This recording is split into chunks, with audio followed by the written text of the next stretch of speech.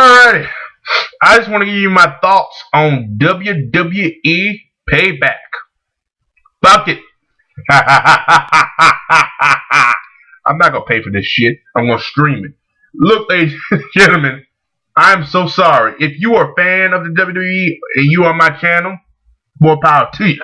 But right now, I gotta take a break from wrestling as a whole. Pretty much, the WWE is in the pool. And the pool, right now, no, I don't want to use that as an example. No, they're not that far down yet. I would probably use that for TNA because they're really far down. Overall, I'm not interested in this pay-per-view. The build-up to this pay-per-view has been everywhere. I mean, literally, I kind of stopped doing videos because I didn't know where WWE was going. Half the time I thought they were going this way. The other time they go this way, it made no sense. But overall, I'm not interested in this pay-per-view at all. This is going to be a quick video. If this video goes longer than 5 minutes, I'm stopping it because it shouldn't go longer than 5 minutes, ladies and gentlemen. I don't have that much to say about this bullshit. Overall, the only thing I'm interested in this pay-per-view is probably Curtis Axel. Hopefully he wins the belt, because if he don't, he's been on a weird streak. Now I want to talk about this. The whole thing from Curtis Axel to win in a countout is bullshit. Why do you do that? Why? That's not putting him over. And here's Triple H and Vince McMahon. He's beneath you. He's beneath you. He is no game. He's beneath you. I'm thinking to myself, wow, can you bury anybody? Can you bury him anymore? Like, goddamn, can you at least say, Triple H, man, he beat you. He knocked you out. He put you on contract. You couldn't breathe. You might want to be careful with this kid. The kid's good. This man did say that last week. This week, I don't know what he said. This week, I don't even think he said it. I think he just said, he's beneath you. Looking at myself like, what the fuck? Stephanie, she made it no better. Triple H, he's beneath you.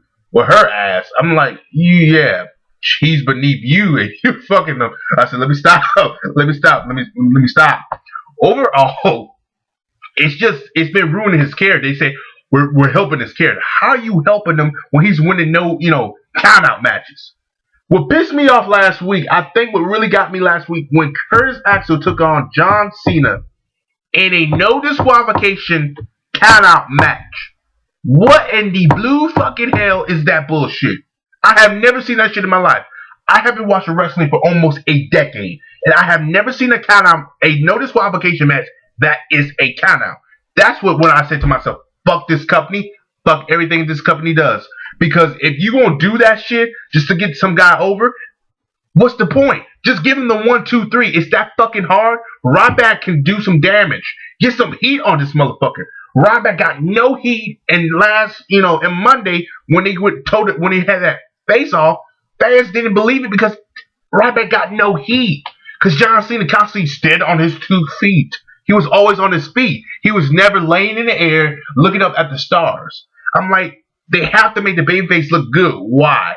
Because every time you do that, it seems to me the heel gets the cheers and the babyface get the boos. Well, it should be the babyface get the cheers and the heels get the boos. But what do I know? I'm a fan. And a fan that knows more than the creative team in WWE. That's my opinion. Moving on past that, going to CM Punk versus Chris Jericho. Believe it or not, this build wasn't that bad, but it wasn't spectacular. I've seen better.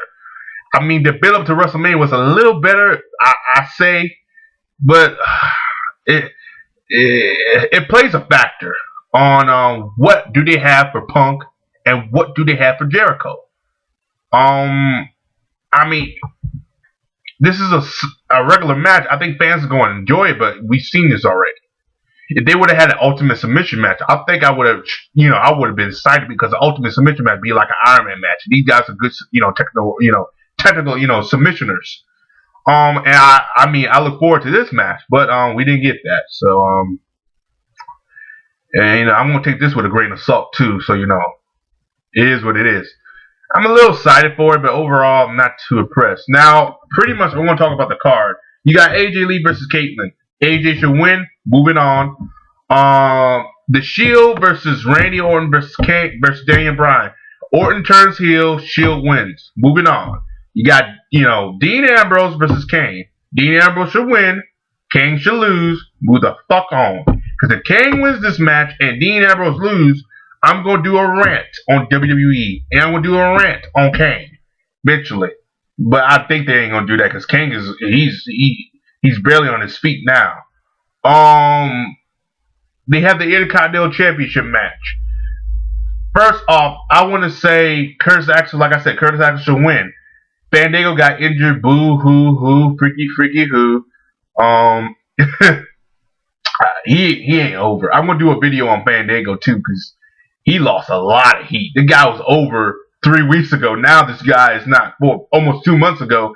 Now this guy is not even over. But overall, Curtis Axel will win, or keep it on Barrett so you can have Fandango with it. Do not give that title to Miz. If you give that title to Miz, fans are going to shit on his character because fans don't like him now. Turn him babyface was the worst decision in the for his career, really, for his career. Dolph Ziggler versus Alberto Del Rio. I've seen it 100 times. Dolph should win, but I don't care two shits about it because I've seen it already. Moving on, I'm saying WWE gives us free matches, free good shit on TV a lot to the point where you see a match on the pay-per-view, you've seen it already, and you 9 out of 10, the match they had on the free TV usually better. And trust me, Alberto versus Dolph Ziggler this year has, I think, either had 20 matches on TV for free. I could be wrong now. I could be wrong. And look, this video is going longer than 5 minutes. I gotta do better. I gotta do better. Overall, now I'm going to talk about this motherfucker. Ryback and John Cena. I kind of did a rant on that on another video I did earlier. I'm just going to get straight to the point. I want Ryback to win. I really do. Because it's time for a new star. John Cena is not bringing in no fan base. He constantly bringing in 2.6. He's losing fans. All he has is the little children. Okay, it's cool to have kids, but eventually you gotta realize you gotta build more than all these kids. Because the kids get older. And the older they get, they move on. So pretty much your demographic is kids. But then when you realize because kids are smarter. Kids are smarter than what you think. And sometimes they grow up faster than what you expected. They look at this fake shit, they say, let me move the fuck on.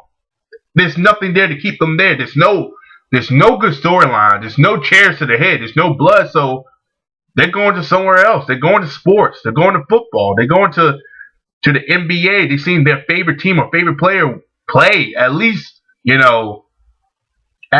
to see that. Where you look at this thing, it's not appealing. I don't find wrestling appealing no more. I really don't. Especially WWE. TNA keeps me back and forth, but that's the thing that keeps me back into wrestling, not WWE. WWE has kept me into wrestling for a good year now. It really has since 2011. Even then, it was shaky for me. Like I said, this pay-per-view, I'm gonna take it with a grain of salt. I'm gonna like it. I'm gonna hate it. I'm not liking this. And oh yeah, I forgot. Sheamus and Damien Sandow have a pre-show match. How low can you go, Sheamus? How low can you go? Turning babyface was the worst decision for your career because you are low. Sheamus was world champion last year, and he didn't do shit.